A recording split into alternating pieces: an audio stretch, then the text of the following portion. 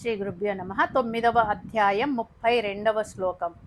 ఓం మాం హి పార్థ వ్యపాశ్రిత్య ఏ పిష్యో పాపయోనయః శ్రీయో వైశ్యా తథా శూద్రాః తే పియాంతి పరాం గతిం.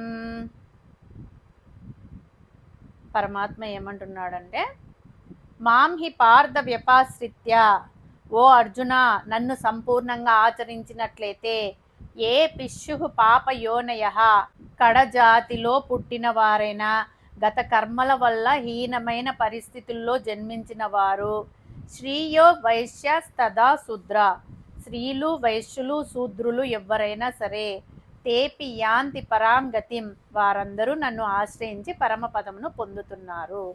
పైన 2 శ్లోకాలలో పాపాత్మల గురించి చెప్పాడు. ఈ శ్లోకంలో వారు వీరు అని లేకుండా అందరి గురించి చెప్పాడు పరమాత్మ. పాప జన్మలు, నీచ కులంలో పుట్టిన వారు అంటే సామాజికంగా వెనకబడిన కులములలో పుట్టినవారు, స్త్రీలు వైశ్యులు శూద్రులు, వారందరూ కూడా పరమాత్మను ఆశ్రయిస్తే వారిని ఆయన తన హక్కున చేర్చుకుంటాడు అని స్పష్టమవుతుంది.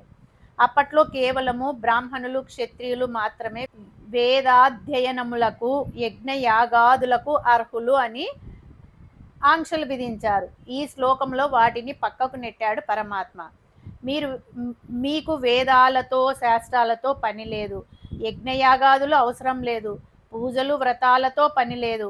కావలసినదల్లా నిర్మలమైన మనస్సు, అనన్య భక్తి, చేసే పని మీద శ్రద్ధ, ఇవి ఉంటే చాలు, భగవంతుడు మీ దగ్గరే ఉంటాడు అని అంటున్నాడు. ఈ రోజుల్లో మన వాళ్ళు అందరికీ సమాన హక్కులు ఉన్నాయని చట్టాలు చేస్తున్నారు. రిమూవల్ ఆఫ్ అన్టచబిలిటీ అని రాజ్యాంగంలో ఒక ఆర్టికల్ కూడా పెట్టారు. కానీ వేల సంవత్సరాల కిందటే పరమాత్మ వీటి గురించి చెప్పాడు. వారు ఏ కులము వాడు కానీ, ఏ జాతివాడు కానీ, స్త్రీలు కానీ ఎవరైనా సరే నా అనుగ్రహానికి, ప్రేమకు పాత్రులే, మోక్షానికి అందరూ అర్హులే అని ఘంటాపదంగా చెప్పాడు. కానీ మనం వినం, మన మనసు అంగీకరించదు. రామాయణకర్త వాల్మీకి, రామాయణంలో గుహుడు, శబరి, ద్వాపరలో గొల్లపడుచులు, వీరందరూ సమాజం దృష్టిలో నీచ కులంలో పుట్టినవారే. కానీ వారందరికీ తన ప్రేమను పంచాడు పరమాత్మ. ఆయన ఆచరించి చూపించాడు. కృష్ణావతారంలో అయితే తాను అగ్రకులమైన క్షత్రియుడిగా పుట్టిన గొల్లపల్లెలో పెరిగాడు. వారితో ఆడాడు పాడాడు. కానీ మనం మాత్రం వారిని వేదాధ్యయనమునకు యజ్ఞయాగాదులకు దూరంగా పెడుతున్నాం. మానవులలో ఈ భేదభావం పోనంత వరకు పరమాత్మ మనకు దూరంగానే ఉంటాడు. చివరన పరాంగతి అని అన్నాడు. అంటే వీరందరూ కూడా పరమగతికి అర్హులే, ఎవరు తక్కువ కాదు. కాకపోతే అందరూ ప్రయత్నం చేయాలి, ఆ స్థాయికి ఎదగడానికి ప్రయత్నం చేయాలి. ఇక్కడ వైశ్యులు శూద్రులు అంటే పుట్టుకతో వైశ్యులు శూద్రులు అని కాదు. వైశ్యుల గుణము రాజస తామస గుణములు కలిసి ఉంటుంది. శూద్రులు అంటే తామస రాజస గుణములు కలిగిన వారు. మానవులు ఎవ్వరైనా ఈ గుణముల కలయితో ఉన్నవారు అని అర్థం. అందుకే 4వ అధ్యాయంలో చాతుర్వర్ణ్యం మయా స్పృష్టం గుణ కర్మ విభాగశః అనేసి అన్నాడు పరమాత్మ. గుణములను బట్టి, వారు చేసే కర్మలను బట్టి మానవులు 4 వర్ణములుగా విభజింపబడ్డారు అని అర్థం. వీరు ఎవరైనా కావచ్చు. ఆయా గుణములు కలిగిన వారు కూడా నా కృపకు పాత్రులే అని కృష్ణ పరమాత్మ చెప్పాడు. కాకపోతే వారికి ఉండాల్సిన అర్హత, మాం అంటే నన్ను, వ్యపాశ్రిత్య ఆశ్రయించాలి అని చెప్తున్నాడు.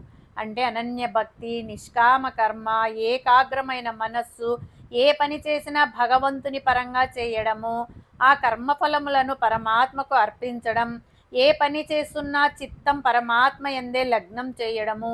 ఈ అర్హతలు ఉన్న ఎవ్వరైనా సరే, జాతి కుల, స్త్రీలు పురుషులు, ధనిక భేదం లేకుండా పరమపదమునకు అర్హులే అని కుండలు బద్దలు కొట్టినట్టు చెప్పాడు పరమాత్మ. రామాయణంలో శబరి గిరిజన స్త్రీ. ఆమెకు వేద పాండిత్యం లేదు, కానీ శ్రీరామునిపై అజంచల భక్తి ఉంది. అందుకే ఆమె సమర్పించిన పనులను శ్రీరాముడు ఆనందంగా స్వీకరించాడు. మనం దీని నుంచి తెలుసుకోవాల్సింది ఏంటంటే, జన్మ కాదు భక్తే గొప్పది. మహాభారతంలో విదురుడు రాజవంశంలో పుట్టకపోయిన ధర్మజ్ఞుడు. శ్రీకృష్ణుడు దుర్యోధని రాజభవనానికి కాకుండా విదురుని ఇంటికి వెళ్ళి అతని ప్రేమను స్వీకరించాడు. భక్తి ఉన్న చోటే భగవంతుడు ఉంటాడు. వేటగాడైన కన్నప్పకు శాస్త్రజ్ఞానం లేకపోయినా పరమశివునిపై అపారమైన భక్తి ఉంది. తన కన్నును కూడా శివుడికి సమర్పించడానికి సిద్ధపడ్డాడు. శివుడు ప్రత్యక్షమై అతనికి మోక్షం ప్రసాదించాడు. దీని నుంచి మనం తెలుసుకోవాల్సింది, హృదయపూర్వకమైన భక్తిని భగవంతుడు మాత్రమే చూస్తాడు. దీనిని బట్టి భగవంతుడి కృప అందరికీ సమానంగా లభిస్తుంది అని తెలుసుకోవాలి. అంటే భక్తికి అర్హతను నిర్ణయించేది జన్మ కాదు, మనస్సు. భగవంతునికి కావలసింది పవిత్రమైన హృదయం, అచంచలమైన విశ్వాసం, సంపూర్ణ శరణాగతి. ఈ శ్లోకము మానవుల సమానత్వాన్ని, భక్తి మహిమను, భగవంతుని అపార కరుణను ప్రకటించే మహోన్నతమైన శ్లోకం.